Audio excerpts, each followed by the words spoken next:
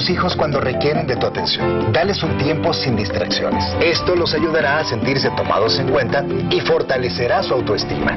Todo es mejor en familia.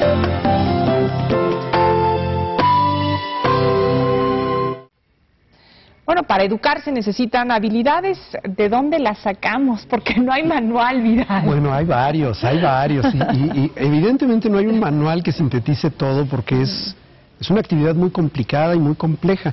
Justamente el día de ayer tuve la oportunidad de participar en el tercer Congreso Internacional de la Familia, organizado por el DIF Nacional, en la ciudad de Puebla. Fue auspiciado por el DIF Puebla.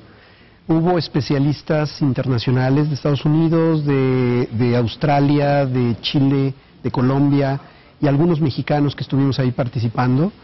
Y bueno, estamos viendo que hay opciones o situaciones familiares muy similares en distintas regiones del planeta. No estamos inventando el hilo negro ni el agua tibia, estamos creo que en un camino adecuado de plantearnos cuáles deberían ser las competencias de los padres de familia.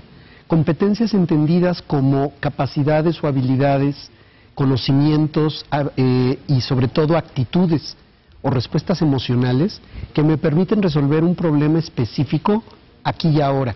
Esto va totalmente en contra o diferente a los consejos típicos de algunos libros, ¿no? Que te dicen, en tal caso, si tu hijo se conduce de esta manera, haz esto.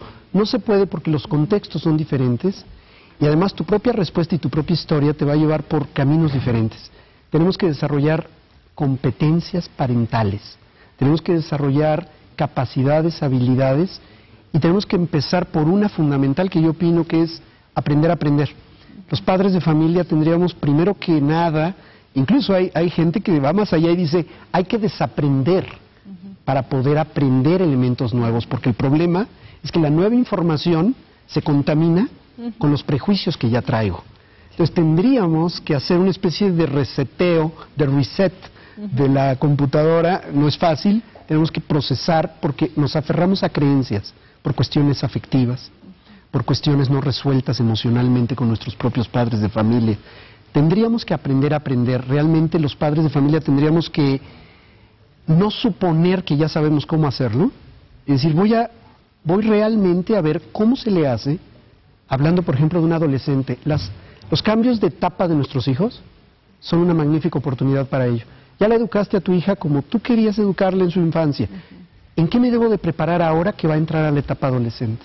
¿Qué tengo que aprender en el nuevo contexto? ¿A qué me debo de dedicar Vidal, o especializar? existen muy buenos padres, a ver si estoy en lo correcto, muy buenos padres para niños chiquitos y luego muy malos padres para niños adolescentes. Puede ese mismo padre ser muy bueno cuando son chiquitos y después como no superar que ya crecieron y ser los peores padres. Ah, claro. Puede haber todas las variantes que tú gustes y otros que nos quedamos siendo malos desde chiquitos hasta grandes, por supuesto. Y otros que probablemente que con el adolescente establece una relación impecable, magnífica, más de iguales, aunque sigue teniendo la actitud correspondiente de madre o padre, pero cuando era chiquito probablemente sobreprotegía. Entonces puede haber todas las variantes que tú gustes e imagines. Aquí el punto es realmente, ¿estoy dispuesto a aprender? Otro aspecto fundamental que los padres tenemos que desarrollar son habilidades de comunicación. No escuchamos. La mayoría de las madres y padres de familia en realidad no escuchamos. Nos quedamos callados para que acabe de hablar y cuando respira la niña para seguir hablando, intervenimos con nuestro discurso que ya teníamos preestablecido. De verdad, pocas veces nos tomamos esa pausa, ese tiempo y esa verdadera escucha activa para ver qué está diciendo el niño, por dónde puede ir y cómo interpretar lo que me está diciendo, no necesariamente como algo para hacerme enojar o porque no estoy de acuerdo con lo que está diciendo, ¿no? Las etapas hay que comprenderlas muy bien. Una niña escolar de 7, 8 años, su prioridad son sus amigas, son los juegos, no lo que tú necesariamente le estás planteando, ¿no? Entonces, entender en qué etapa y en qué edad está. Y esto es algo que vimos en el Congreso Internacional de ayer, en el DIF, en Puebla, muy importante porque coinciden especialistas de todo el mundo en estos puntos de vista. De verdad, es fundamental este sentido de pertenencia. ¿Cómo desarrollo? Y esa es otra habilidad que los padres tenemos que tener. ¿Cómo fomento una autoimagen y un autoconcepto apropiado que lleve al niño a tener amor propio, el cual será la base para la autonomía. Una persona no puede ser autónoma si no cree que es capaz. Siempre va a estar echándole la culpa a alguien más y va a estar pidiendo consejo de los demás. No quiere decir que no debamos tomar consejo de los demás, pero sí tenemos que tener un nivel de autonomía tal que se fundamenta en ese amor propio, en ese autoconcepto y en esa autoimagen. Y esa se construye desde las primeras etapas de la vida.